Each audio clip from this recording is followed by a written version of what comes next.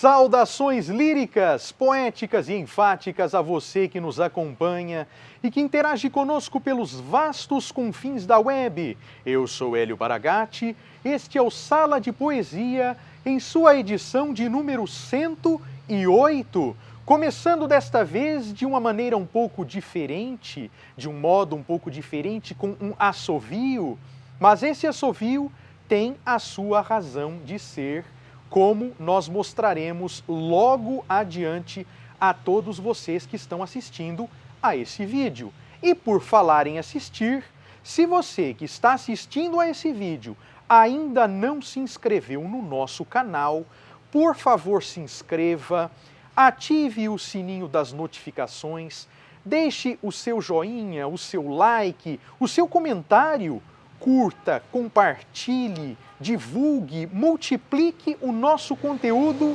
para um número cada vez maior de pessoas, para que os algoritmos do YouTube possam fazer o mesmo, levando a um número cada vez maior de pessoas, a cada vez mais gente, a nossa mensagem de apreço pela arte e de amor pela poesia.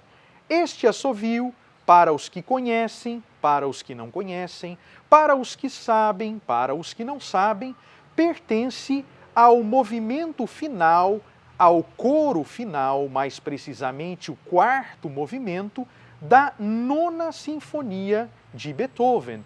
E este coro corresponde à Ode à Alegria.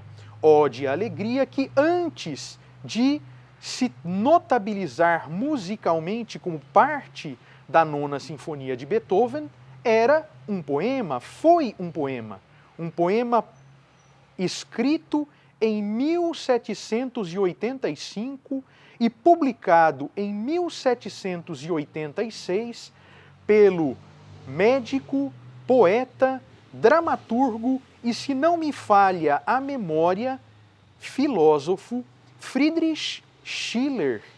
Friedrich Schiller, um autor bastante importante, muito importante na história da literatura alemã. Afinal de contas, juntamente com alguns outros escritores, com alguns outros autores, como Goethe, ele integrou o movimento Tempestade e Ímpeto e coube a este movimento, aos autores que pertenceram a este movimento, serem os pioneiros do romantismo alemão. E será o romantismo alemão que influenciará significativamente o romantismo nas outras partes da Europa. A escola literária romântica nas outras partes da Europa e também aqui nas Américas, Estados Unidos, Brasil, né? Muitos dos escritores românticos do século XIX, né, finaizinhos do século XVIII e século XIX, devem muito do que escreveram à influência de Schiller, à influência de Goethe, à influência de todos os autores ou de outros autores que pertenceram a este movimento, que integraram este movimento, que é o movimento Tempestade e Ímpeto. Friedrich Schiller nasce no ano de 1759. Em 1785, como já disseram, escreve a sua Ode à Alegria. Em 1786, a publica. Em 1805, acontece o falecimento de Schiller. E em 1824, Beethoven conclui a sua Nona Sinfonia musicando este poema, né, e o incluindo no coro final, ou fazendo com que ele seja o coro final, no movimento final, que é o quarto movimento, como eu já falei, da sua Nona Sinfonia. Né? A Nona Sinfonia completou no ano passado, 2024, 200 anos, e trata-se de uma composição bastante inovadora para os padrões da sua época, bastante revolucionária para os padrões da sua época, porque Beethoven, se não foi o primeiro, foi um dos primeiros a incluírem um coro em uma sinfonia, a incluírem a participação de um coral em uma sinfonia. Até a nona sinfonia de Beethoven, o usual, o habitual, era que as sinfonias fossem integralmente instrumentais, que não houvesse a participação de vozes, né? E essa inovação proposta por Beethoven na sua nona sinfonia vai acabar tornando este poema eterno, né? Vai eternizar este poema, vai perpetuá-lo por conta dessa música, desse trecho que eu assoviei no início do vídeo. Afinal de contas, né, um poema acabou se transformando em algo, né, em uma canção assoviável, né? Eu acredito que naquela época de Beethoven, né, na época da nona sinfonia, ou mesmo anos depois, quando ainda não havia as músicas gravadas, não é, nem em mídia física, nem em mídia digital como há hoje, eu creio que esse trecho da Ode à Alegria, isso era assoviado na rua. As pessoas, os transeuntes passavam pelas ruas assoviando a nona sinfonia, esse trecho da nona sinfonia, né? Porque a nona sinfonia toda, ela é muito longa. E é interessante que na década de 70 do século XX, este poema, a Ode à Alegria, né, e esse trecho da nona sinfonia de Beethoven foram adotados como o hino da União Europeia, o hino do Conselho Europeu. Se não me falha a memória, isso aconteceu em 1972. Então, em 1972, né, esta canção, este poema, por conseguinte, foram adotados como hinos. Digo foram adotados porque são o poema e a sua melodia, a sua canção, foram adotados como hino da União Europeia. E por quê? Porque a Ode à Alegria trata da fraternidade humana. Mais do que falar sobre apenas a alegria propriamente dita, Schiller vai falar sobre a fraternidade humana e dizer que esta alegria, a alegria cantada nesta ode, lembrando que ode é um cântico, né, um cântico grandioso em que se homenageia alguém. Então a ode é um cântico grandioso, né, que tem uma linguagem grandiosa e que serve de homenagem a alguém. Mais do que uma homenagem à alegria, esta ode é uma homenagem à fraternidade humana. E a alegria está relacionada diretamente nesta composição a esta fraternidade. Esta alegria é uma alegria permanente, não é uma alegria transitória. É uma alegria que é filha do Elísio. E o que é o Elísio? O Elísio, né, é a morada dos heróis. Na mitologia, Elísio era a morada dos heróis. Era o lugar no Hades, lembrando que o Hades era o mundo subterrâneo, né? O mundo subterrâneo para onde iam os mortos. Então o Elísio era o lugar no Hades que servia de morada aos heróis, que servia de morada àqueles que em vida haviam sido justos. Então, se a alegria é filha do Elísio, entende-se que a alegria é mérito dos justos. A alegria esta alegria é algo que vem para merecimento das pessoas que foram justas ou que são justas. Somente elas merecem sentir esta alegria, a alegria que tem o seu templo celeste, a alegria que é filha do Elísio, a alegria que torna todos irmãos, a alegria que é bebida nos seios da natureza, a alegria que nos dá a vida, a alegria que nos dá vinhas e beijos, como diz o próprio Schiller, né? Então é uma alegria diferente, é uma alegria transcendente. E a partir daí, este poema, ele se aproxima do cristianismo. Eu não sei dizer a questão da religiosidade, como é que era a questão da religiosidade na obra de Schiller.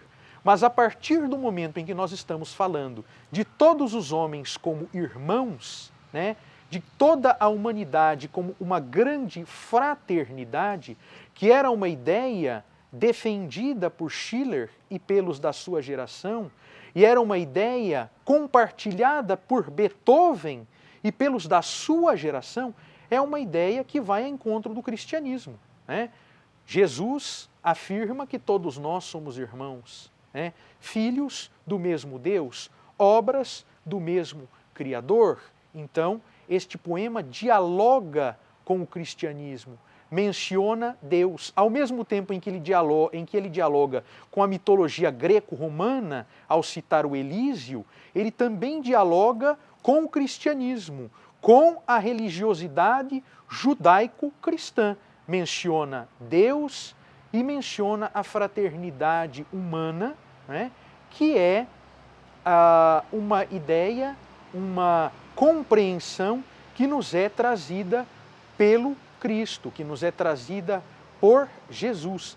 E essa ideia de fraternidade, inclusive, que eu creio que faça com que esse texto musicado, né, com que texto e canção tenham sido adotados como hino da União Europeia, né? Porque naquela época, após ter passado por duas grandes guerras, né, guerras fratricidas, afinal de contas toda guerra é fratricida. O que é fratricídio? É assassinato de irmão. E em toda guerra você tem irmãos matando irmãos. Então toda guerra é fratricida. Mas depois de ter passado por duas grandes guerras fratricidas, nada mais sensato, nada mais adequado para reafirmar ou para afirmar essa construção, esta união dos povos europeus e, por conseguinte, de todos os povos do mundo, como irmãos, como fraternidade, nada mais adequado do que esta canção, nada mais adequado do que este poema. Eu trago aqui para vocês esse poema numa tradução bastante interessante, uma tradução exclusiva. Tá? Essa tradução aqui que eu vou ler para vocês é uma tradução exclusiva feita por um amigo meu, né? Eu procurei traduções na internet, mas como elas eram muito diferentes umas das outras, eu fui procurar um amigo meu que fala alemão, né? Que entende alemão, que lê alemão e que poderia traduzir a Ode à Alegria diretamente do alemão.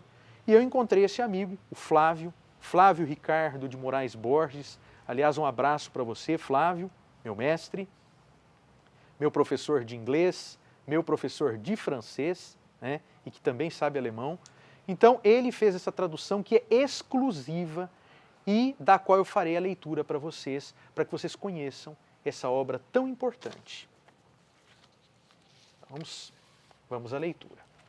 Ode à Alegria, Friedrich Schiller, tradução Flávio Ricardo. Alegria, bela centelha divina, filha do Elísio, nós entramos, ébrios de fogo, em teu santuário celeste.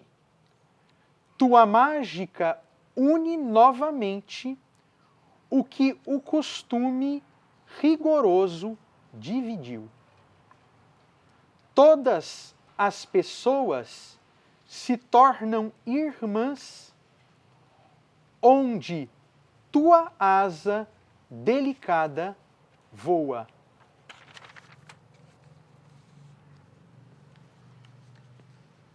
Quem obteve a grande conquista de ser amigo de um amigo? Quem conquistou uma graciosa dama? Participe com seu júbilo. Sim, quem tiver ainda que uma única alma para chamar de sua nesta terra, e quem nunca foi capaz disso,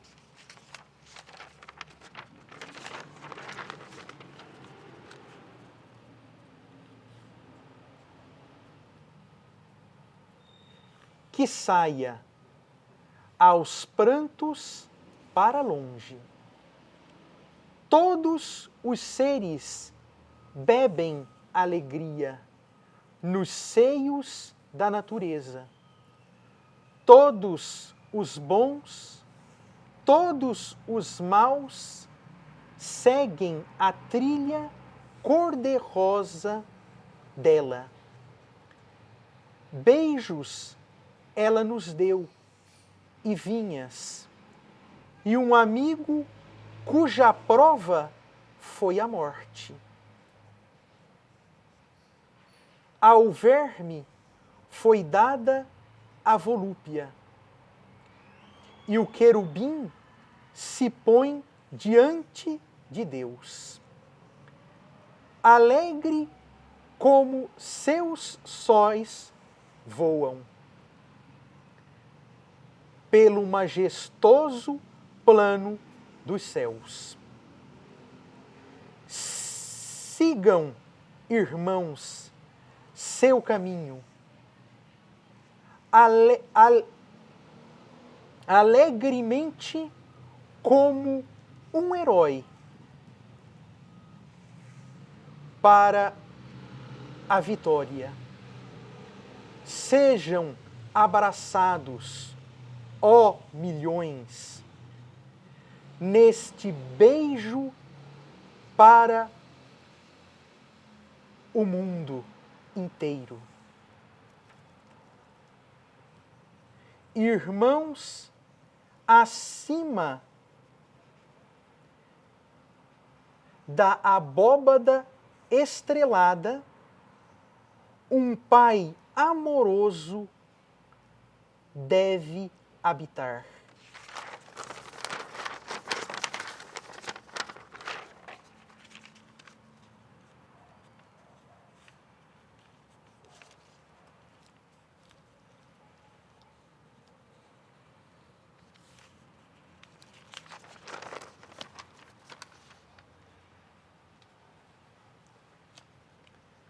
Vós vos curvais, ó milhões. Tu não sentes o Criador, ó mundo? Procure-o acima da abóbada estrelada. Acima das estrelas, ele deve morar. Então nós vimos aí que está falando sobre o Pai amoroso que mora acima da abóbada estrelada. É o Pai amoroso que olha por todos. Então nós temos sim a presença de Deus ao mesmo tempo em que acontece a menção à mitologia greco-romana através do Elísio, como nós falamos. E é interessante que desse poema surge a expressão "Eu vos abraço milhões". "Eu vos abraço milhões" é o título do último romance publicado pelo escritor brasileiro, pelo escritor gaúcho, Moacir Scliar, né? Então, até mesmo a literatura brasileira presta a sua reverência a este poema tão importante para a história da literatura mundial e tão importante para a história do humanismo mundial, reafirmando os valores de fraternidade, da alegria genuína e permanente e do respeito e da reverência pelo sagrado. O sagrado que se manifesta não só nos cultos, não só nos templos, mas também na natureza e principalmente no irmão, no semelhante, no próximo. Afinal de contas, a melhor maneira de vermos Deus é através do irmão, do semelhante e do próximo. E com essa reflexão ensejada por esse poema maravilhoso, é que damos por encerrado o nosso vídeo, a nossa edição 108 do Sala de Poesia.